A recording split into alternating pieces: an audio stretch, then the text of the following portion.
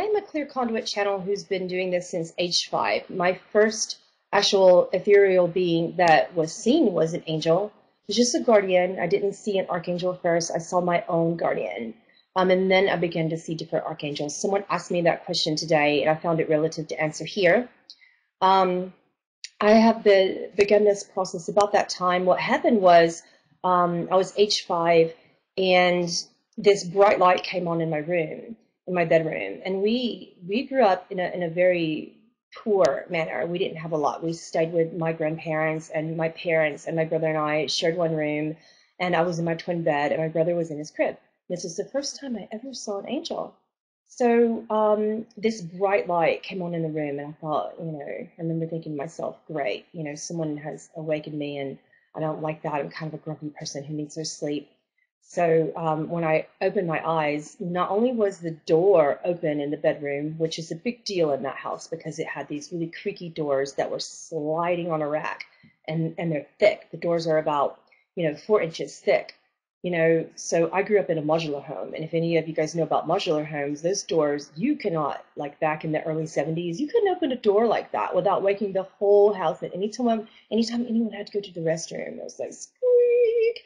So I didn't hear any of that. I just woke up and saw this giant being had entered the room, and his head was basically at the top of my ceiling, and he was a white and gold being with a golden robe.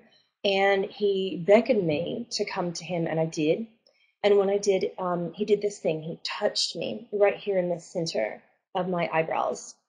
And he said something to me, but not with his words. It was something that was felt. He said, wake up. And from that moment, I've been awake. And from that moment, I've been seeing into the ether, whether it be deceased humans, animals, guardian angels, archangels, ascended masters, the Lords of the Seven Rays of Ascension, all sorts of carry-on beings, things I kind of don't want to see too, some demonic entities, things of that nature, all sorts of lost souls as well, from both the shadow and the light I can see. I only channel the ones of the light. That's important to know because that is my personal selection. So don't like to play around in the dark a little bit too much. I appreciate playing around with the human shadow, not the shadows from the ether. So anyway, if you want to learn more about me, I'm Pamela Aaralyn. You can Google me, go to my YouTube, or find me on aurareader.com. So a lot of you have asked me about Archangel Raziel in terms of his personality, what he looks like in particular. He does show up in green. That's something you need to know. Something about green and gold, those two combinations. He does have a bit of a halo effect when I see him. I have seen him in a masculine form, but I've also noticed that he shows up for people in a feminine form as well. So when I see her, rather, in a feminine form, I see a very goddess type of being that appears to have long wavy hair. It's red. There are green or hazel eyes I notice when I see the feminine form. Very human in the look, except for when you look in the face. Pretty pale in the skin. It actually shows up just like sort of like what you would imagine Mother Earth to look like, or a wood nymph, or a forest elemental. I always see in the feminine form when I see her, there's a vine that is kind of across her head like a headband that's just straight across here. Long wavy hair. What else can I tell you? Green, and the dress, there's a dress that appears to me in with flowers and leaves. Very, very, very earthy. Archangel Raziel appears in that way because she has a complete connection to Earth and all of the beings within the Divine Mother Earth Collective. So she's responsible for helping you connect to those beings, for those of you who didn't know that. If you have any of the Gaia aspects or the Kalandra aspects or the aspects that operate within the massive, Mother Earth Collective beings, Archangel Raziel is the one that is in charge of helping those beings connect to you and to help humans on Earth. So, but in the Divine Masculine form, I don't see that much of a body. I see mostly what I notice is this green robe with a gold sash and the gold halo effect with 3 orbs of gold starting from here in the center and then on the right side. I do see that he carries a stick that looks like a wooden walking cane. But I don't really notice features except for some very hazel green, dominant, like predominantly hazel and green, large eyes, and the rest of the body looks like a light body. So oftentimes I notice that Archangel Raziel, when I see him in this form, carries a book that appears to me that it's large, it's golden, it has ancient, archaic type of inscriptions on the extraneous surface of it, on the outside cover of the book. Um, and when he opens it, you can actually retrieve your own Akashic, because Archangel Raziel is the guardian of all mysteries. A lot of times when I astral travel with Archangel Azrael, I notice that he is a collective that prefers to travel through the Akashic in specific areas of the world, ancient Egypt being one of them. He enjoys the Sphinx. There's something about a connection between that he always tells me in these past few weeks in specific, that he likes to show up around the Sphinx. For those of you who don't know what that is in ancient Egypt, and it's like a cat sphinx-like being that holds out its paw, and then there's that orb that he's holding, that globe that he's holding. That is one of the many centers that, for according to what Archangel Azrael has expressed to me, that is that area is one of the main centers on Earth for like a gateway to the Akashic. He has described to me in our time together these past couple of weeks that the Akashic Hall of Records is not one place. It is not, okay, we go into this Sphinx and we go underneath it and there's this tunnel and there are these things that we do.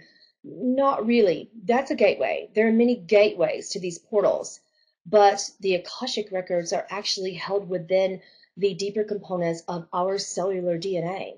So we can recollect them. We have access to them. We have all the power in the world to hold access to the Akashic within us, through the seat of knowledge, which is at the base of the spine, and through the pineal gland, which is in the brain. So that is how you access it, through meditation, astral travel, through opening up your clairvoyance. You can access the Akashic. But generally speaking, that's how you do it. You do it through yourselves, okay? And that just felt so ultimately empowering for me when he told me this. I've known this forever, but to have it confirmed for you guys through him was brilliant for me specifically, because I felt like, oh, wow, now I can really, really share that the master of the Akashic has definitely agreed that you too can access your Akashic, that it doesn't take particular special gifts or anything that makes me particularly special. We do classes on this kind of stuff all the way. If you're interested in it, you can learn more about it through my Facebook group at facebook.com/aura reader, facebook.com/groups/aura reader. So that's how you can learn about and sign up for those classes. Interesting. You're going to enjoy him. Let's proceed.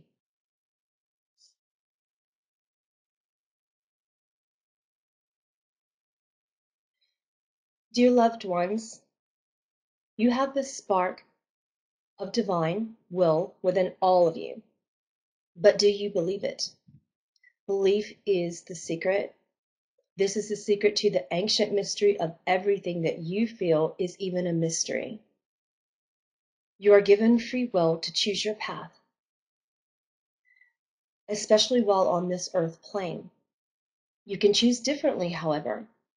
You can cease to hold a soul contract whenever you shall choose. But many of you believe that you are trapped within this present experience through which you live. You can choose differently. This is a belief that you were trapped and are trapped without hope. You have the power to change this at any given time. A belief is merely a thought, which is a form of energy, and energy moves through physical matter. That is what we mean by focusing your thoughts on what you choose to experience. The spiritual laws of your universe will bring you what you believe you deserve. Belief is the key.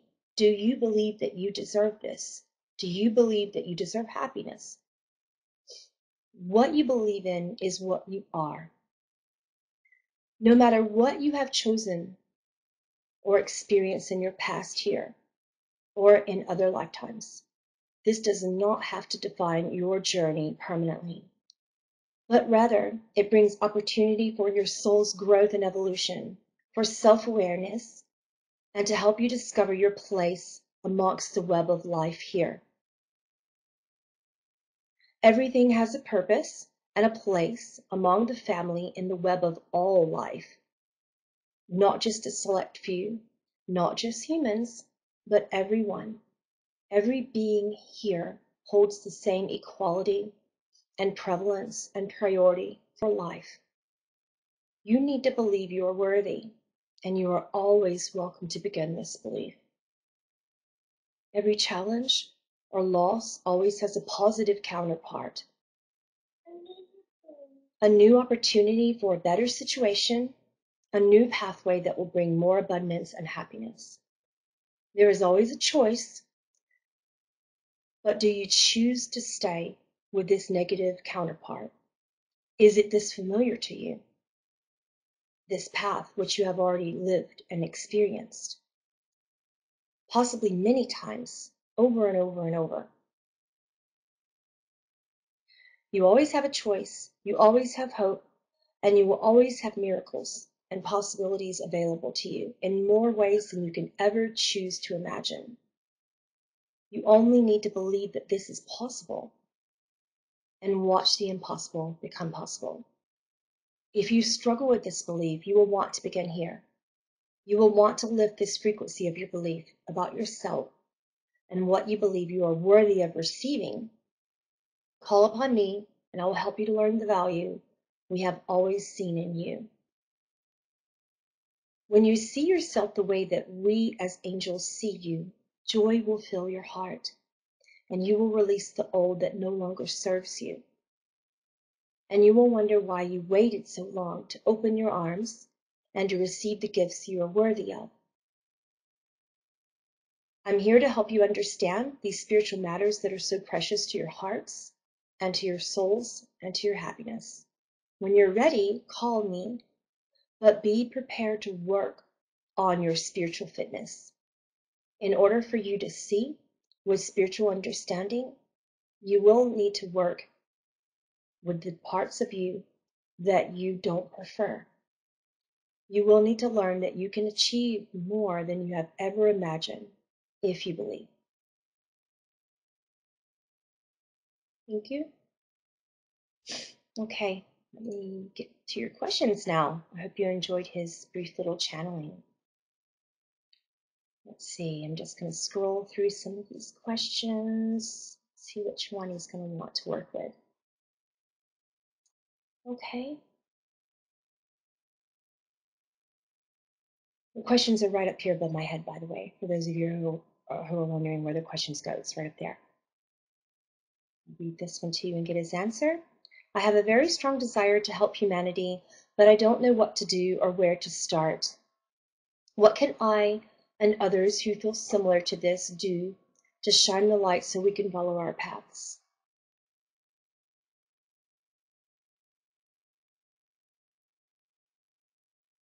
He states, what did you wish to do when you were but a child? How did you play? The answer to how you play is the answer to how you help. It is the answer to how you love. It is the answer to how you become. It is the answer to everything about who you are. When you seek to help humanity, please understand that you must seek to help yourselves.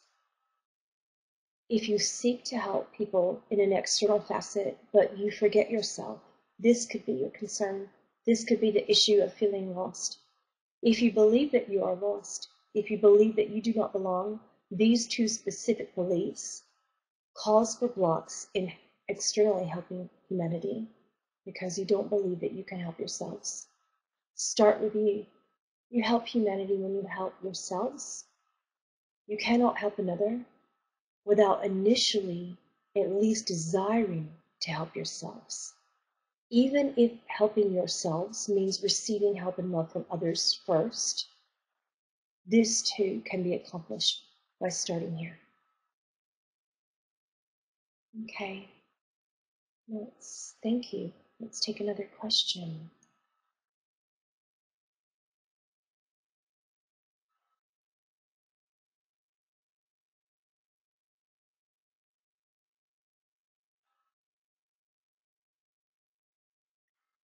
Okay, the next question is, thank you very much, Pamela and Raziel. You're welcome. He said that, not me. He talks very quickly. We're coming together. I would like to ask, what are the practical ways we can help to guide us through the sensations we are becoming more sensitive to in our bodies and around us, such as vibrations in our body? How do we recognize and discern their meanings and become our new alchemist? He said, I'm happy that you asked, and I'm happy to share specifically in relation to anything regarding alchemy.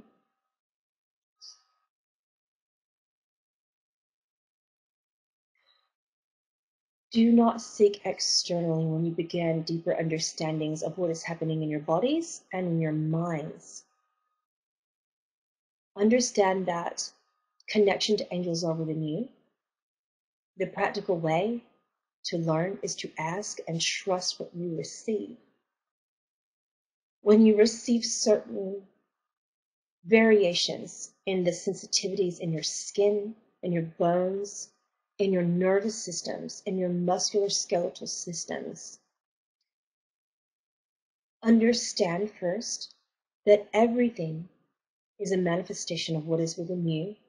This is an emotion that could stand to come to your attention, and it is beginning to externally display itself. Your Merkaba, your life force, you call it many things: Merkaba, Chi, life force, prana, breath. I call it life. You call it your heart centers. You call it your heart chakras. However, all of this is one guidance system, and it comes through your emotions. Do not ignore or deny the emotional components that are now projecting with these sensations. Your eyes will change. You will receive images that begin as flashes of light in the peripheral components of your vision. Your smells and within your olfactory senses will increase. You will notice what appears to be sparks of light, orbs, dust. This is the external. Initially, it starts as sensations in your skin, however. Before your eyes begin to change and shift so that you see, you will first feel. The feeling state is the compass that allows for any other gift to awaken you. If you ignore your heart centers, your breath, your life force, nothing else shall occur first. This is my practical guidance. Stop ignoring your hearts. He is particularly strong. I need to share that with you guys.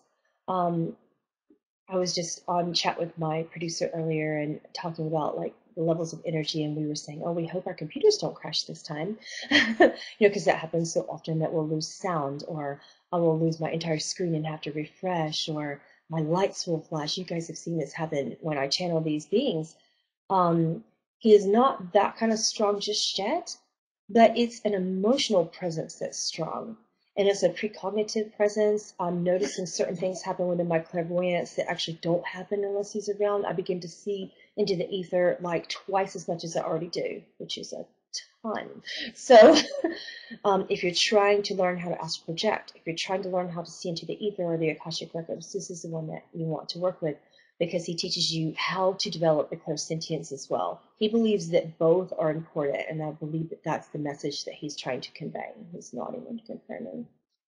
So, and he's saying you're welcome. He likes to show gratitude, like he likes to say thank you to every single person who asks a question, and you're welcome when people thank him in return. He's excruciatingly courteous, almost to the point where he says thank you to me, and I'm like, hey, wait, you're the angel. You're the one helping me. Why are you thanking me? You're here doing me a favor. And he's like, thank you. And I'm like, oh. It's such a lesson in gratitude. So he's also, oh, I need to say this too. I've noticed that he's an angel of focus. I have had so much of a hard time these past 2 weeks of my life focusing on what I would like to focus. And he's kind of a doer. He's kind of an angel that says, yeah, okay, here's your heart center. Stop and focus on it. Now what do you want to do? How do you want to manifest? He is a manifester. He enjoys teaching about manifestation. So he and I have had several discussions about that. Feel free to ask about that if you want now, and I'll take that question because he wants to teach you more about manifestation. Okay, let's take another question.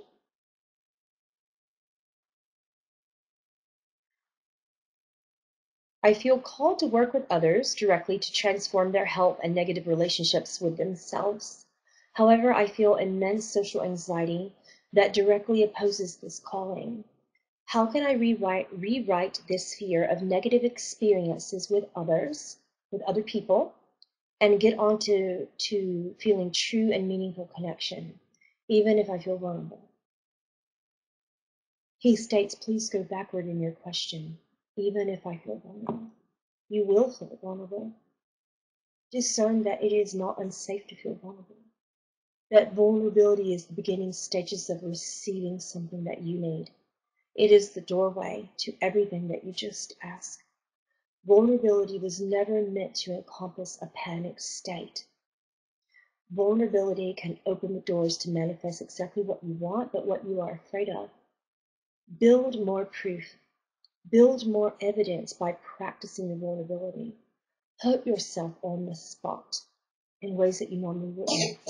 If you require a safe person, a safe place, a safe space, create one in your mind. Create one in the visual center within your brain. Humans call this your safe place. Create this visually. Fill it with love and with people who can't be safe for you. When people who can, he corrects me. When people who are normally and can be safe for you cannot show up during times when you need to be vulnerable, invite them into this safe place and go into vulnerability in practical ways by visualizing that you are in your safe space first and have all of the people around you visualizing them in that safe space when they can't be there. It's effective when they can. I understand that they can't always. Create a safe space. He says, thank you for asking. Told you he's so polite. Let's take another question.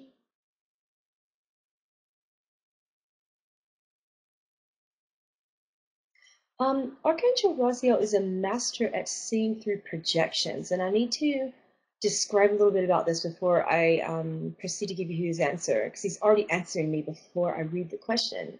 Because he said, that's a projection. Let's talk about projections. He states basically that in order to get to the truth of what you think is an ancient mystery, or even what might be a silly one, he states that's imperative as well, because humans think that everything is so complex, is the way that he puts it. He says humans believe that everything is so complex, but these aren't mysteries. These are simple truths. The things that you ask are right in front of you and within you. Please understand that everything is a projection or a reflection. Which are you operating within? This is the answer that he gave to you before even, now I'm going to read the question. The question was, he operates differently, I told you. How can I work with others and create something with their energy? What are my spiritual gifts part of it? And will there come more like clairaudience besides clairvoyance? He states, he's going to answer a little bit more here. He says he needs to expand. He states clairaudience does not often come with clairvoyance right away. They come one before the other. Neither of them will come before your feeling state is addressed. When you wish to work with others and create something with their energy patterns, notice how their energy is a cycle and a recycle, a reflection or a projection of your own. Intermingle their energy with your own. Unite the two. Connect. Human connection is the most important thing that you could do if you wish to create something in the energy fields for others and with others. It is a process. It is a circle of life energy between you and them. Connect. He states more specifically, connect with the eyes, connect with the hands, connect with the hearts. If you are in front of another being, go into their eyes. Humans often state eyes are the window to your souls. It is so close to your truth, but your hearts are even closer. So when you see their eyes, also connect with them, their hearts and yours. No walls. Strict vulnerability. Open up. Release your walls. Connect with the eyes and with the hearts. Energy fields then expand. And he's going like this. He said they expand and then they mesh. And he's moving kind of in a figure 8 fashion like this. He said, and then they mesh. So it's as you're breathing, and he's breathing a little bit for me, and he's going, and he said, when you breathe in, you're breathing in their energy fields. When you exhale, you give your life force with what you call prana or chi or merkaba. You breathe out your life force back to them. They breathe in your life force, and when they exhale that gift of healing back to you. This is the cycle. Focus on this cycle. Visualize it. Connect. Okay, let's take another question.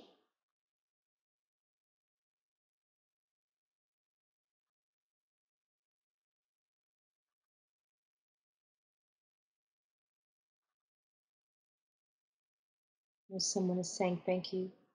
And he's thanking you before you say thank you. He's so sweet. I want to thank you, Angel Raziel, for your most high protection and work that you and all of the angels do for us and the divine. What can all of us who are aware do to help the planet and the people? Thank you. Saying thank you. This is like a love fest full of gratitude. Everyone's saying thank you. I like it. I like gratitude. And gratitude, he's stating now, he said, don't forget to mention that gratitude is the closest state to abundance that you can actually portray that will manifest what you want in abundance. So he's stating when you're looking for abundance, be grateful. Start with gratitude.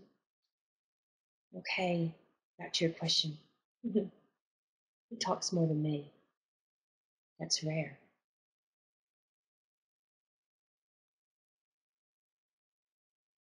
He states, I can't stress the relevance of unity and human connection.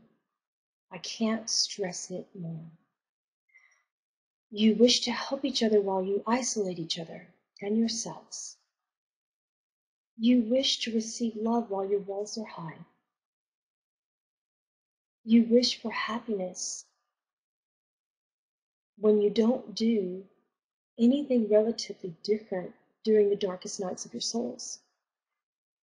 The nights continue to be dark without the light. If there is nothing that you can perceive that is light to shine into your darkness during your darkest times, understand that the darkness of depression, what you call dark night of the soul, what you call mental illness, understand that it exists and that we need you. You need you. Humans need you. Trust your emotional empathic centers, your psychic centers of awareness to guide you towards people who need you in each and every moment of your days. Reach out to each other and connect with love and acceptance. Please accept each other without judgments. Release your judgments and your criticisms. Step forth during the times when you would judge someone the most. And this is when you can help humanity the most. I really like that answer, so I'm going to thank you this time before you can thank me. Haha, you didn't do it first. I like to play with him. He's really playful. He acts serious, but he's also incredibly playful. And he has been coming through my loved ones during some really hard times, and he's been kind of like trying to get them to make me laugh. And he's like tapping on their shoulder, going, "Make her laugh right now." And then it works every time because I love to laugh. I can totally be distracted. Okay, let's take another question. Yeah, someone in chat said these are great questions. I completely agree. The question next is, how can we release ourselves from vows we have made in our lifetimes, such as those of poverty, self-sacrifice, or chastity?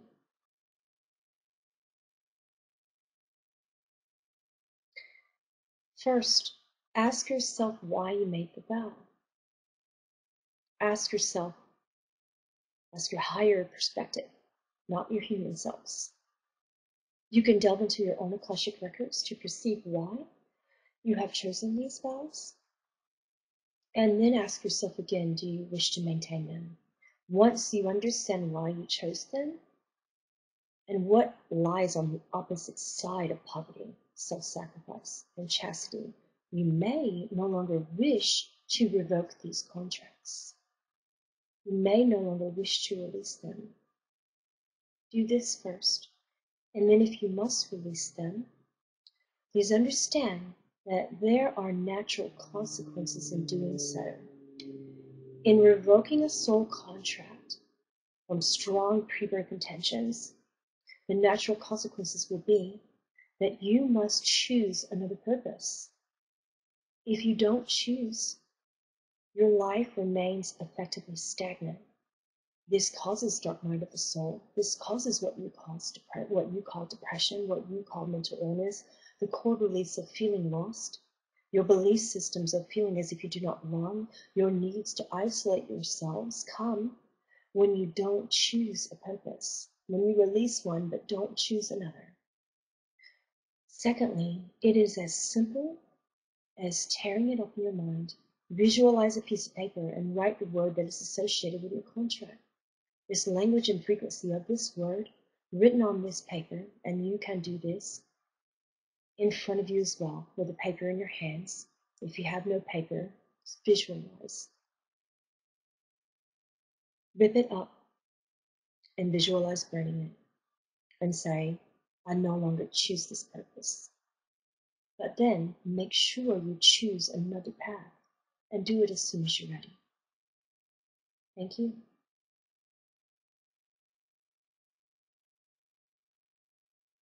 Let's choose another question. We're going to talk about the light body versus human body. It's good. Archangel Raziel, what is the function of building a light body while incarnating as a human with respect to transitioning from this lifetime to the next? Our intent was to help you understand that in some point in your spiritual evolution, there is a glorified light body. It is part of you. Your physical body becomes your light body. In many of your religions, you believe that the passage from life to death means that you must keep this body sacred. In the beginning times of ancient Egypt, in your lands, you would purify and cleanse your bodies immediately after a physical death. This was for honor and respect of the physical body. You can begin this now. When you honor and respect your physical bodies, you understand the emotions, the food, the external circumstances, the food you put in your bodies, the emotions you put in your bodies, the things you visualize, whether it be on your screens or off of them, can be positive or detrimental. What you put into your bodies will either glorify your body and cause your light body to become one, or it will cause a perpetuation and furthering of the belief that you are separate. When you understand that you hold the power to no longer be separate, then your light body is glorifying your physical body. You can then receive many abilities, one of which you call bilocation. Your yogis and lamas and Buddhas in your world do this rather frequently, and it is no strange phenomenon to them. You too hold this same power. When you transition from one lifetime to the next, if your physical body has been joined and glorified from your light body and with your light body, then you have evolved through all of your lessons. And then you move, you evolve, you ascend further into your development. Thank you. Let's take another wish.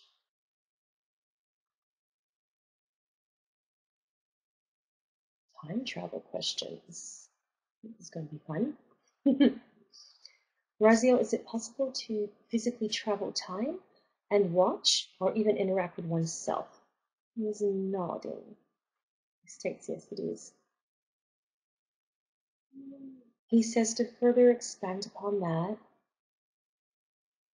time is not relevant, not from a high perspective. In other dimensions, time does not exist. Time is a constructive spiral. And when you understand that it is non-linear in its effect, then you can interact with your past self, your present self. This is most common. You can even create and interact with a future self, although it is less common.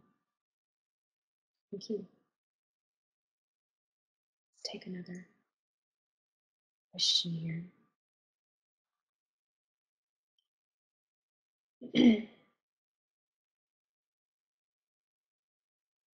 What is the reason for reality seeming off and detached from you? The kind of detached that makes you feel lost and abandoned from the universe's soul? Are we always witnessed and heard? Myself and my 3-year-old both have a little bit of a cold, so pardon us for our coughing. He states you are always witnessed and heard, but you are the one doing the witnessing. You are source. And when you understand that you are simply seeing and hearing yourself from a higher perspective, then you will evolve further. When you feel detached and lost and abandoned from the soul of the universe, it means that you have detached from yourselves. You have lost yourselves, or so you believe. It's actually not possible, but you believe. You have abandoned you. This is based upon beliefs that you are not worthy. Your beliefs that you have created from this lifetime only. This is not carried over. This is often not karma that comes from other instances. This is a manifestation of your beliefs that you are not worthy, therefore you abandon you. You believe that you are not worthy of being found, therefore it is easier and familiar to stay lost. This comes from your emotional centers that require healing and oneness. Thank you.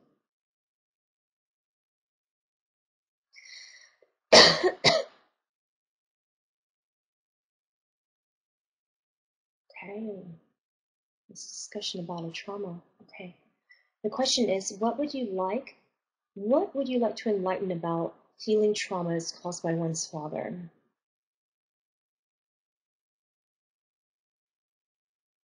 This is an obvious disconnect from an understanding of what divine masculine is.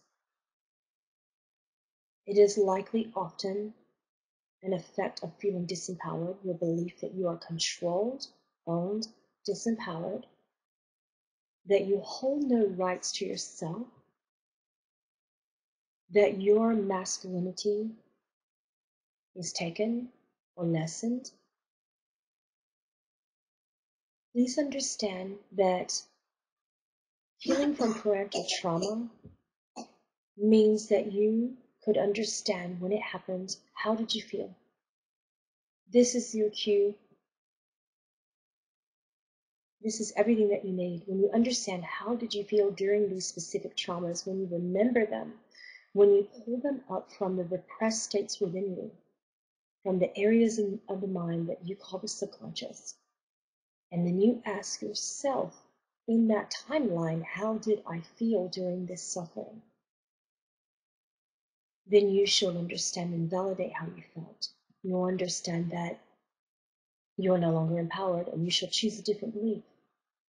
When you choose a different belief from any trauma involving fathers, especially if you are the son, you'll understand that you truly seek empowerment. You no longer wish to be controlled. You seek freedom, liberation, empowerment, and truth. When you choose these core beliefs, and validate your former beliefs, you will then heal. Thank you for being so specific. I don't have that particular trauma, so I don't understand that. So that was actually really helpful, for me to teach you. He teaches me things as well because I had an awesome relationship with my dad. I'm very lucky in that regard. Okay, this is a question about psychic development, and the question is, how can I open my third eye? He states, visualize it. The sacred shape that I come through and represent is honored within the triangle and the representation of the number 3 and all of its definitions. Understand the Trinity. Understand that this is the trifecta of who you are. Understand the unity of 3 components. Focus then on what these 3 components mean for you individually. Here is the center. It is source. Here is the mind. Here is the body. Source, mind, body. Then connect it and visualize a triangle. Visualize and allow your breath to move and expand this triangle.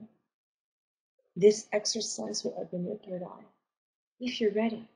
However, as with the opening of any ability, ask yourselves why. What is your intent? Why is it important to you that you must see?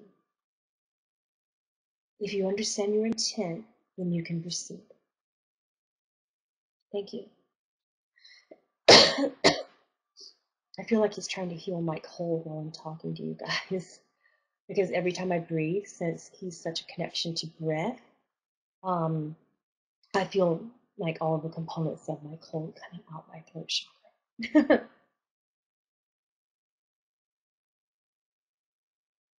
Oh, okay. Traumatic awakening. Yeah, we can definitely discuss that. The question is, since I woke up in such a traumatic manner, what does this mean that I am meant to do something with this? And will it present itself? There is no one meaning, no one purpose. I don't prefer your human language of should, nor do I prefer the language should not.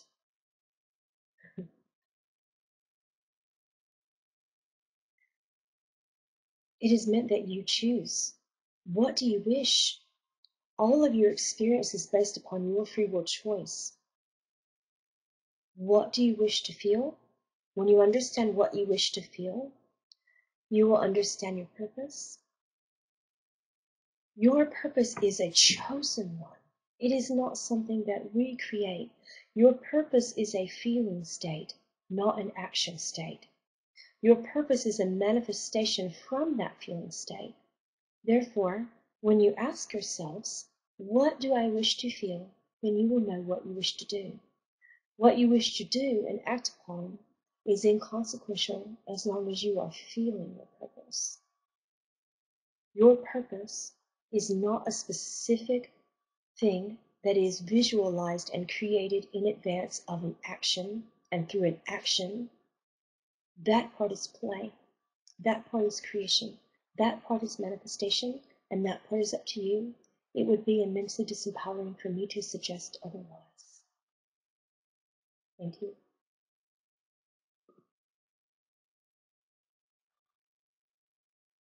Okay, let's see. This is a question about prayer.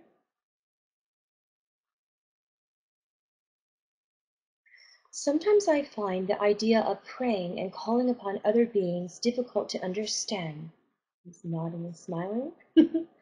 If we are all source, why would or should we have to call upon other beings such as God? He states that is an excellent question. Why do you believe that you should? Please understand that many humans feel powerless. They feel controlled. They feel that they are in a collective state of futility and fear and powerlessness. And while this was not true, the belief has begun to make it so. Therefore, humans seek externally, much in the same way that a child would seek for her mother, a child would seek for her father, a child would seek for her mother's milk before she seeks solid food. The depths of understanding that are required to accept that sources within each of you are not a small feat. This is not a small feat for humans to understand that sources within. Therefore, they create an easier circumstance. It simply feels easier. That is your answer. Thank you. I'm smiling because I was feeling what he was saying. I'm like, oh yes, I know, yes. Okay. Okay, finally a question about the Akashic Records. I was wondering when you guys were going to pull that out. This question is, please show me how to get into my own Akashic Records. This seems to be one of the deepest mysteries to me, and I wish I could learn this. He states, again, the Akashics are within each of you. Visualization, meditation, astral travel, in its effects once mastered, the lucid state in your dreaming, what your natives call the dream state, the dream time, all of this is a direct link to the Akashic. Simply go within. Ask, set your intent, visualize, and then believe what you are seeing. The Akashic is a representation from individual perspectives. Therefore, each of you will see it differently. You will see the records because their records are within each of you. When we open up the book of life, each of you has a book. There is not one set book that is the history of humanity because you each operate and source operates through each of you individually. Therefore, the perspectives of the Akashic are individual. Do not compare your perspectives except for the purposes of learning. Do not compare them to the perspectives and desire to judge or criticize or find truths in right and wrong. This is duality that is merely assigned to Earth. The truth is that each of their perspectives are different. Seek within through meditation, close your eyes, go within. In any way, set an intent and ask. Trust what comes. The Akashic comes mainly through visual settings. Open and proceed with your clairvoyance, specifically your inner clairvoyance. The Akashic is seen in here. We're pointed just like this. The Akashic is seen in here, not out here. Thank you.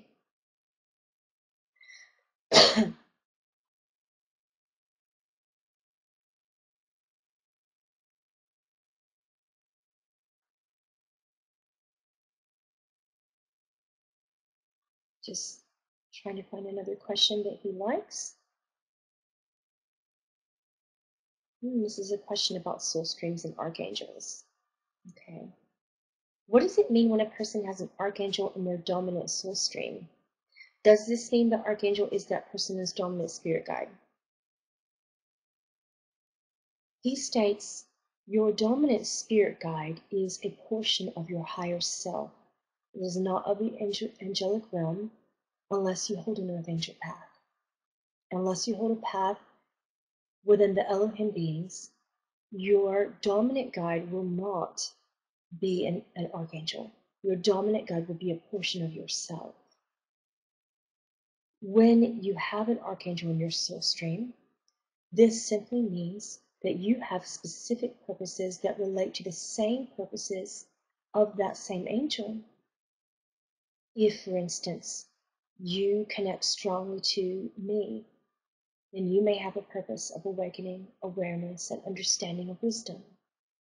If, for instance, you connect strongly to Archangel Michael, you may hold a purpose of purity, cleansing, truth, strength, and victory. If you hold a connection within the soul stream of Archangel Raziel, you may hold a purpose that is aligned towards unity, connection, compassionate healing, and love. There are many purposes for each of us. When you understand our purposes and our purposes within our families to help humanity, then you will understand yours. Thank you.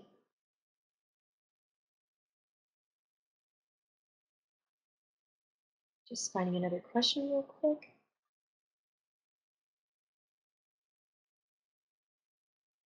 Oh, a question about time. I love questions about time when it comes to him because the Akashic is all about time being completely irrelevant.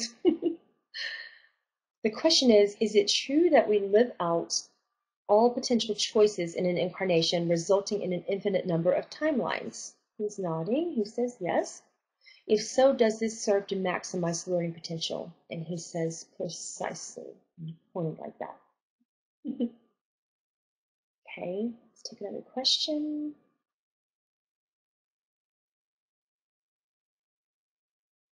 Oh, we're going to talk about family members who have passed.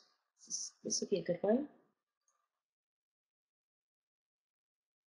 Normally just read the question and I don't read the thanks in front of the question because I want to make sure I get everyone's question in, and he is imploring me to make sure that I read that you thanked him. And this is not ego standpoint. Archangels don't have this. He just wants to thank you in return. So I'll read the whole thing. Blessings and golden waves of love to both of you for being here to help us advance spiritually. He's nodding and he says thank you. And he's pointing to me and he says, feel gratitude. Feel their love. He pointed to me, he said, you just let that roll off of you. And I do. He's so right.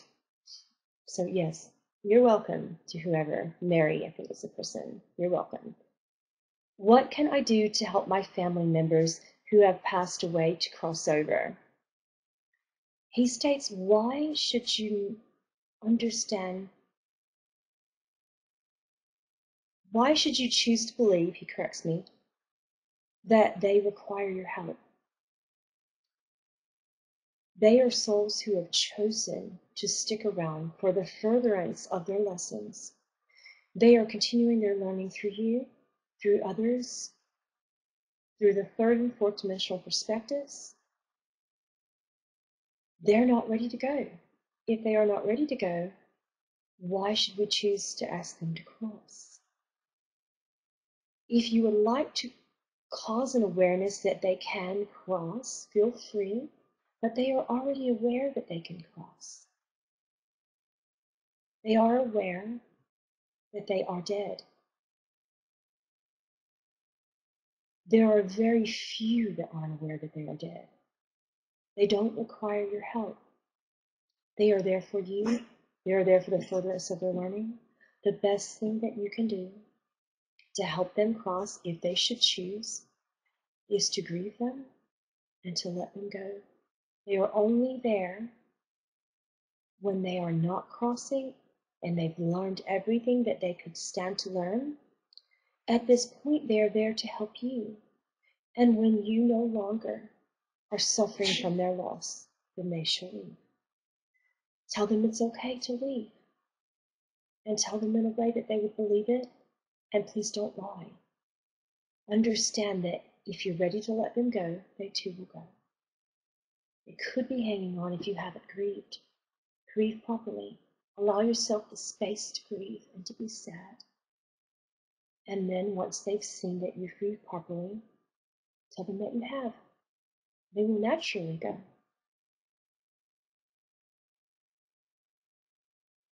Someone is stating, I didn't understand that question. If you need to ask, if I didn't make anything clear, feel free to, because I don't know if it's this question that you don't understand, but I do believe she's saying, oh, the previous question. I don't even remember the previous question. I just channeled. Sorry. If you repeat the question, I'll have him answer it again. Seriously, everything comes in my mouth and then out of it, and in my brain and then out of it. I don't remember anything, not even on a day-to-day basis. So ask me again. Let's choose another question in the meantime. But if you want more, ask. Remind me of the question, because I don't remember now. Okay, I don't know why this question is here twice. So this was the question that he asked about how do we get rid of past contracts. So we'll delete that one. Okay, we already went over this one, but I'm going to answer it again for him in case he wants to expand upon it. In a simple and clear manner, can you explain how we can manifest money or abundance? He states, understand that money is the finality of what you wish to achieve. In a sense, it is simply the natural consequence of the feeling state. Money is your tool. Would you ask for if you were trying to fix your car? Would you go to a mechanic and state, I would like to manifest a wrench? He's sometimes funny. But he says it so seriously. That's what's funny about him. He said that and he didn't even crack up. I'm the one laughing. He states the reason why I've used this metaphor, you want your car to run. The car is this metaphor for your life. When you want your car to run, you understand why it is broken. What happened? What were you not paying attention to? Don't embarrass me. He's going to embarrass me. He said, the being through which I channel today tends to forget to change the oil in her car and then be concerned that it breaks. I know. No, I've got the little sticker on my window now. Back to the analogy. Please understand that there are reasons why your lives aren't working in the ways that you want. And understand why. What emotion caused you to fall out of abundance or to never have it to begin with? Are you operating from a space of lack? This is a common problem. Are you operating without gratitude? This is a common problem.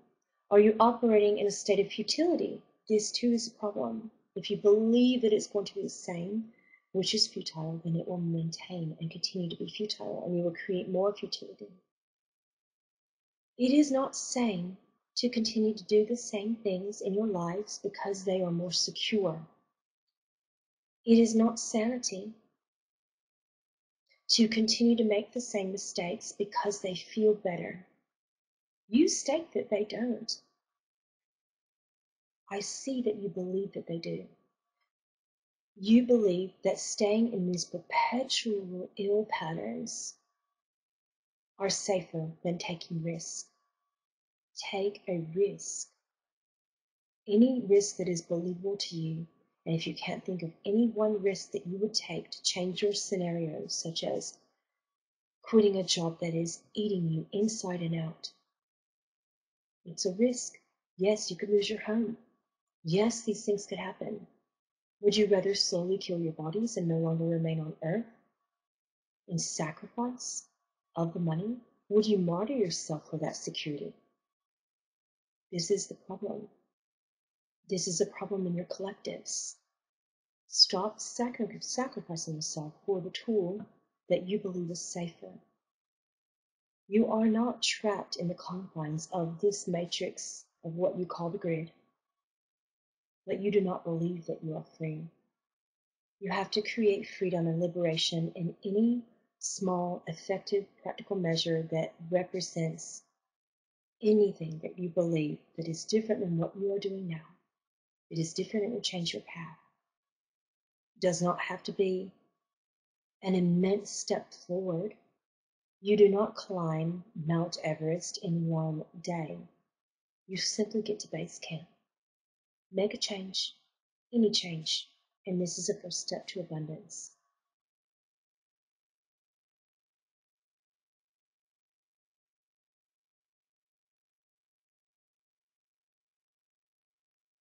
Thank you. I'm still taking that in. That was very specific. Okay, and then now we're getting back to the question that was misunderstood. And that question was, okay, right here. Let me put this chat on the screen and see if that option works. I haven't done this before.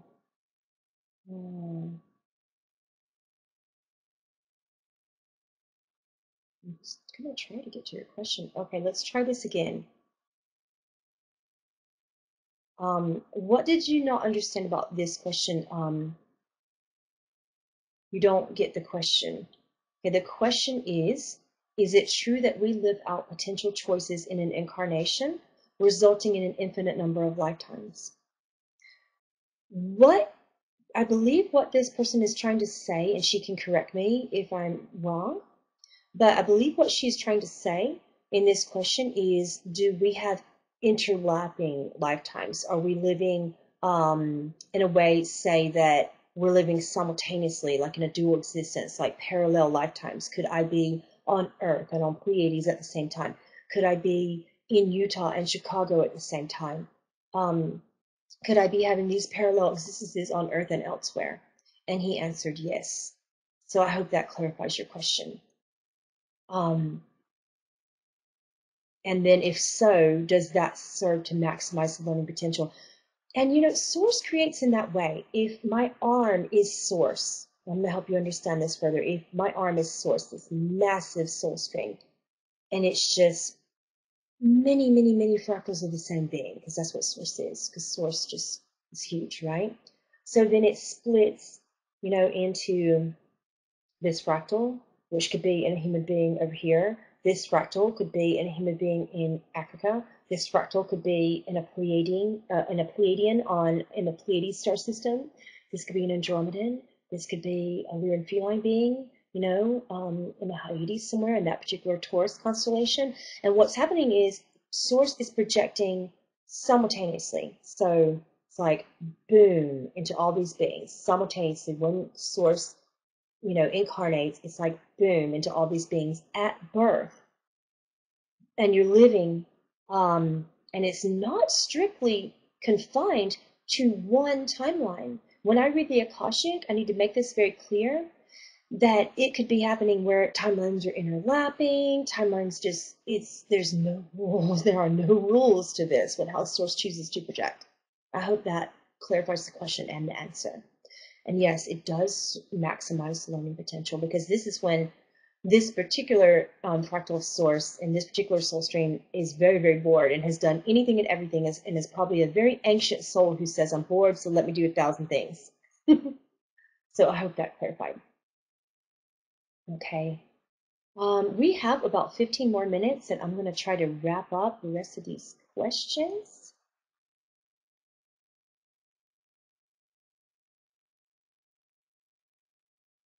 Okay.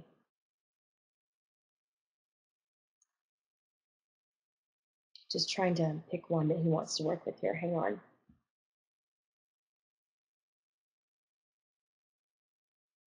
So please don't knock off my screen. I had to tell him to calm his energy down a little bit because my screen kept flashing a little bit, like right before I signed on to here. Okay. What conditions need to be present in the collective human consciousness in order for the records of Atlantis to be discovered and understood? And how will the understanding and knowledge of our history during Atlantis aid and heal us during our ascension process? He states, for those of you who understand that the ascension process has indeed changed, this will help you. Atlantis represented the divine masculine collective, which began with empowerment, purity, truth, and choice. The Illyrian collective represented the true divine feminine amongst you at this time in your history, and it represented unity, connection, love, and compassion. The divine feminine and the divine masculine were meant to merge into one, and then there would be no further separation or priority towards either one. There would be unity, and then you would ascend collectively. It did not happen. Therefore, because it did not happen in this manner, when the divine masculine attempted to own, control, disempower, and usurp the divine feminine, it effectively squashed the divine feminine. This is why in your human collectives, You have chosen to understand the feminist movement. You have chosen to evolve within the divine feminine to lift it further, and this is happening now. Your collectives are going through this now. When this occurs and the divine feminine rises and is no longer suppressed by the divine masculine, then you will begin, and some of you already have begun, ascending individually, because you will feel unified. You will feel that there is not one dualistic presence that permeates, controls, owns, and disempowers the other.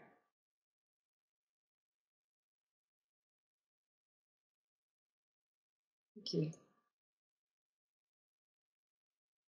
Okay, let's see. We've already answered that question about the light body. If you guys don't mind, please try not to ask them twice, because then I have to scroll and scroll and scroll.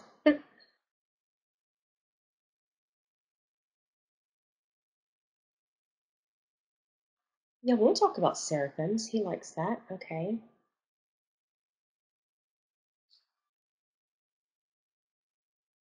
Is a seraphim really my guardian angel, and why?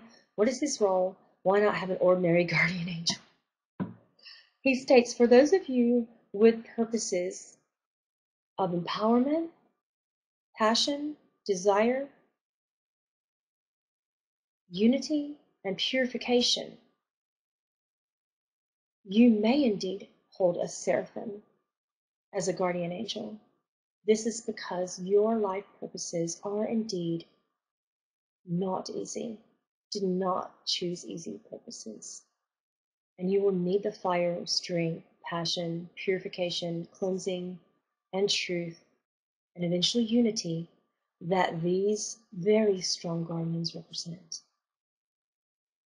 You hold this in your collective because you desire it and because you require it.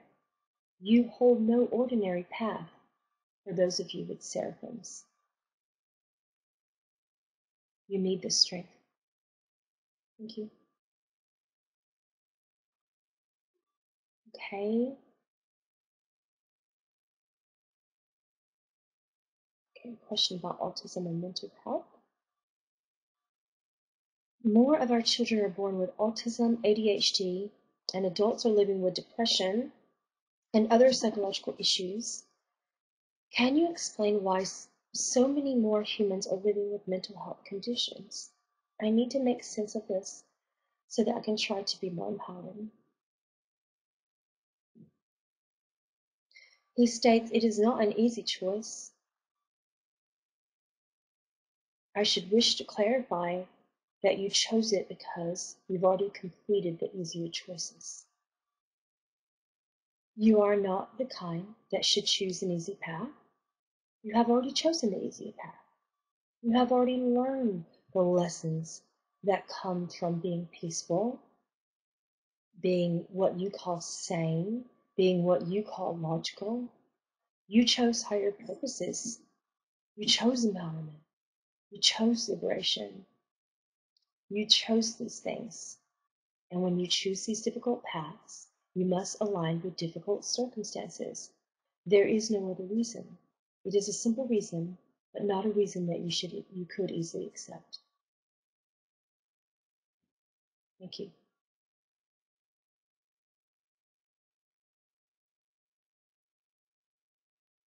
Okay. Question about reincarnated ascended masters. When an ascended master reincarnates, i.e. Germain, Saint Germain, and Merlin, does that reincarnated person remain as a separate being and soul, or in spirit? Do they become one spirit again?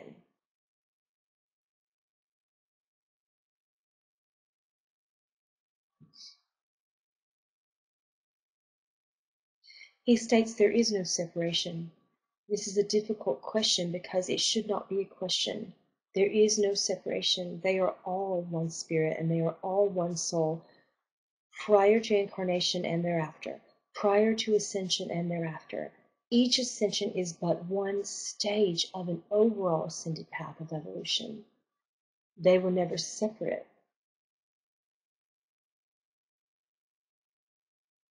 They are in bodies when they choose to be.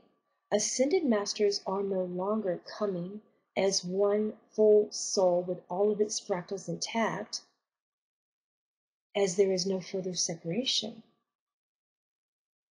The perception of separation is being altered, and this has changed in the past 15 to 20 years of your human existence, and in what you call time. Reincarnation has changed since then as well. Ascended masters are now coming in fractals. One being, the human in front of you today who channels, has one fractal of one ascended being. There are other beings that hold a different fractal of the same ascended being. This is how ascended masters project. Thank you. Okay, let's take another. We're going to talk about the mysteries of all time. Yay! I read you are the angel of divine mysteries. He is nodding. What are the mysteries, and can you share with us today? There is nothing new that is a mystery, but it is fun to find out. The mysteries of the Akashic lie within the understanding of the changes in your history. There is not much truth in the beginnings nor in the ends of your histories, the beginnings of time. The mystery is to find that, and please understand that there are various mysteries within many stages and places that hold the libraries of the Akashic. The mystery is surrounding the Akashic. It surrounds the Book of Life and all of the ley lines, the grids on your earth,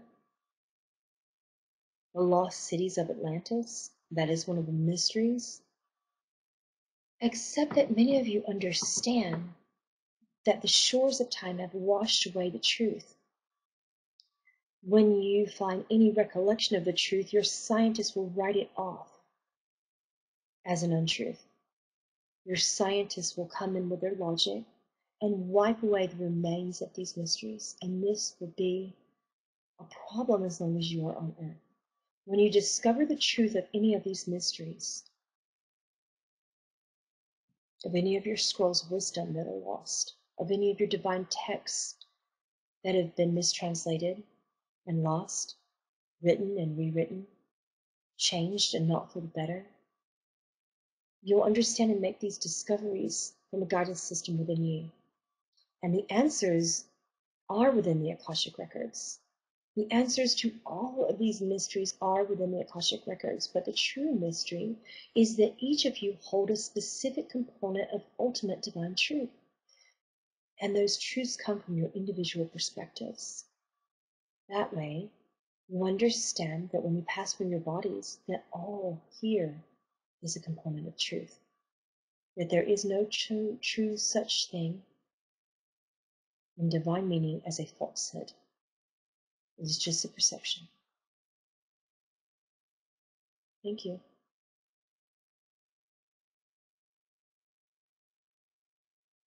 Okay.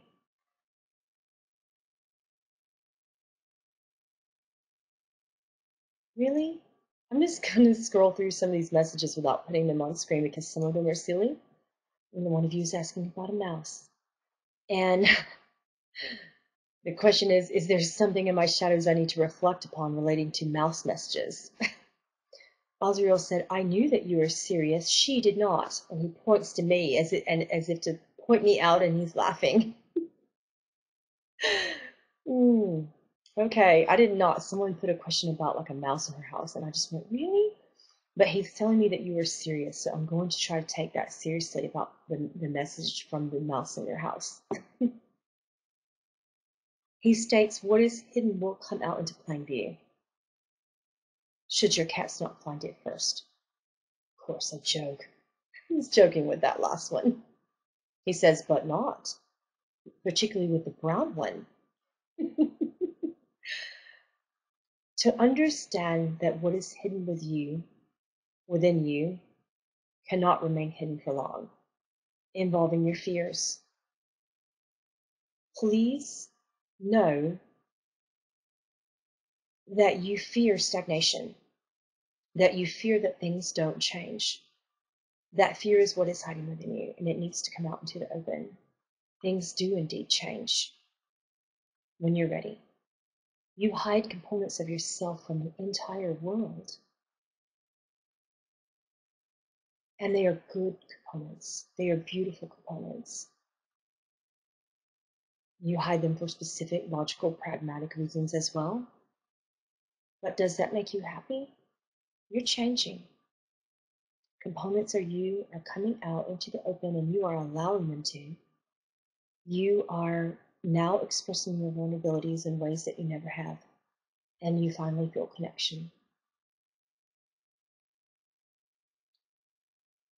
The brown cat that you have could find the mouse first. I was being serious.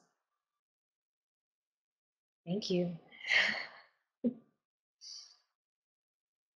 That's a good one. It's about belief and healing. He likes it. How can I personally begin to believe I am already healed? He states, first, focus on a technique. Pick a technique, any technique. This is why you have processes and techniques as humans, because you believe that you need tools. If you believe that you need tools, pick one, focus on it, and begin to heal yourself. And then create a list of evidences thereof. Build evidence that you are indeed healed, even in small ways. The channel through which I speak today has recently healed her foot, but she only chooses to believe that she's healed a component of it, and she still walks with a limp. If she chooses to believe more, she will stretch her confines safely. She is doing so safely. Therefore, her foot is healing slowly. With your emotions, it is the same. When you are in pain, disassociate from this pain and understand that it is not you. It does not get to overcome you. It is but a symptom. It is an external thing. Understand that the pain is not you. This can speak for emotions and physicality. Pick one thing and evidence it. Evidence it over and over. List it. Write out your evidences that you are further healed. This will help you believe more. If you heal one small component but not the rest, be grateful for having healed that one small component. The gratitude will further perpetuate your healing. Keep evidencing the proofs in the next most believable steps of your healing process. Create more. Create more believable steps and evidence them. Remind yourselves. Thank you.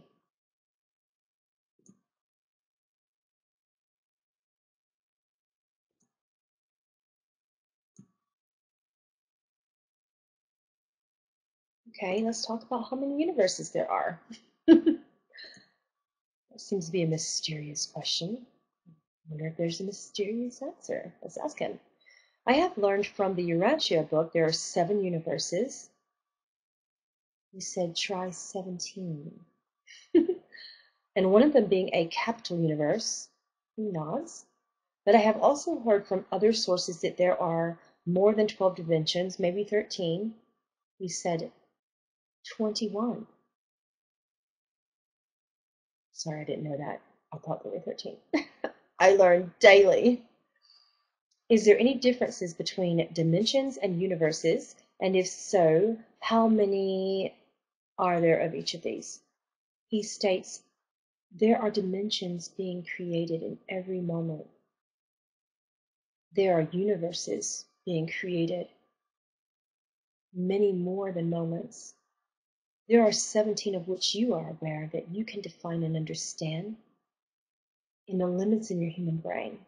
That is why you only perceive 17. Each of this is up to your particular source-related perception with how many you are going to gain an understanding of.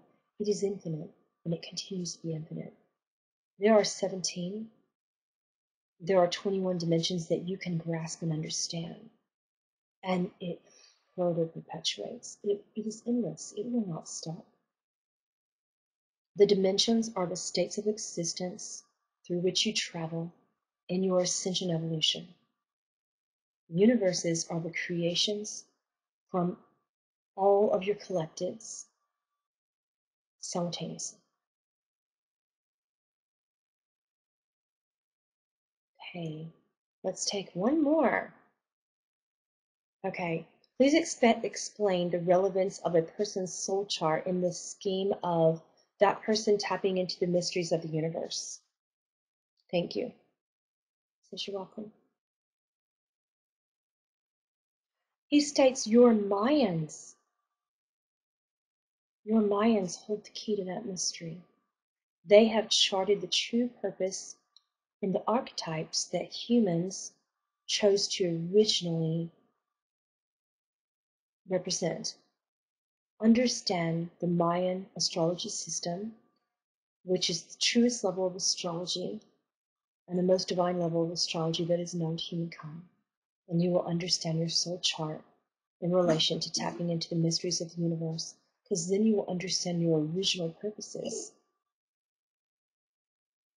Okay, he's giving you information there. I like that.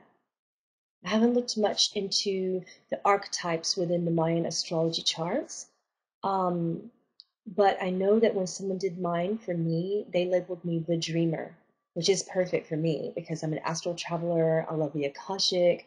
I love time travel. I love healing in the astral. I love everything to do with astral. So when I understood that, I'm like, oh, the dreamer. That's exactly how I am, just floating through life. And it really related to so much purpose for me when I looked at the meaning. So I would definitely suggest looking into that as well. It helped me a lot. Well, I really enjoyed it. I'm winding down, going to go meditate, and then I'm going to go cleanse my energy a little bit and take a little bit of a calm down grounding period. Not that I need to, but he is strong. I tell you, I didn't really expect that. I'm just kind of sitting here perplexed at the level of strength that's coming through today. I don't know if you guys feel it too, but I'm having a hard time staying on point a little bit because I'm getting a little bit tired. So I have enjoyed it. Thank you so much. Thank you for being here.